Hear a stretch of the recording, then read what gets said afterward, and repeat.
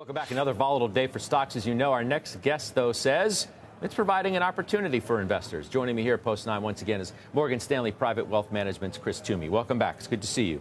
What do you mean by that? There's an opportunity in this volatility. In what sense? Well, I mean, I think it's an opportunity in the sense that, markets have been priced for perfection. They've started to come back.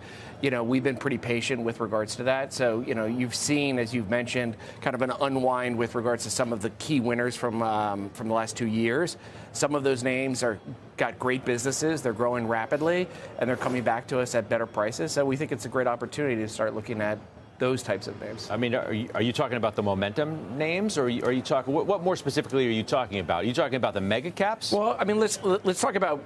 Because you don't strike me as the kind of person who'd be investing in some of the highest flying, most richly valued stocks within this market. So I know we're not talking about those. No, not necessarily. At least not on the public side. I think from a valuation standpoint, what we're seeing is, particularly, I'll give you an example. Let's look at financials, right? So if you look at kind of public equity companies or alternative managers, they had 2 great years. Some of those names are down 15, 20, 25%. Those are businesses that have huge moats. They're continuing to get assets in. The concern is this M&A activity really going to happen? Is this Trump trade really going to be great for what they do? Are you doubting that today? Look, I think that's something that the market has to digest. If the market's priced for perfection and it doesn't take that into account, you need to discount that a little bit. What I can say is that these are great businesses that I'm getting an opportunity to buy them at really good prices. And so those are some of the areas that we're adding. Are you talking about like the JP Morgans and Goldmans and private equity names? What are you referring to? No, I'm talking about the alternative names that you've heard of. The ones that, the Blackstones, the Carlyles, the Owls, without actually saying those are the names that we're buying, but those are the types of names. Because you can't do that. Yes, I'm not allowed to do that. Okay. I didn't mean to put you in a bad spot, but I'm trying to get as much clarity as I can on sort of what trades look most attractive today and which ones maybe don't. Yeah, look, I think the thing that we're seeing is you've got a couple of things that are going on that are creating this opportunity, right? So if you look at 2024, that was a situation where the drivers for that was, okay, the Fed has reached exhaustion and we're going to start cutting rates again, right? We're now in a situation where that's not happening. We also saw a situation where Washington was really driving the amount of fiscal spending. That's coming back. Concerns around DOGE, concerns around tariffs, that's going away. You've got concerns with regards to AI, which was a huge driver with regards to the markets. That's getting into question with regards to what's going on with DeepSeek, et cetera, et cetera.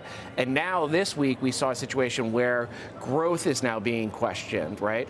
And so a big part of this whole transition with regards to the administration was sequencing, right? Are they going to focus in on tariffs? Are they going to focus in on DOGE? Are they going to focus in on tax cuts? And they're going to focus in on deregulation. And they're focusing in on those things that are worrying the market. Well, right? the quote unquote easier things to do through either executive order or just, for lack of a better, just chainsaw. I mean, right?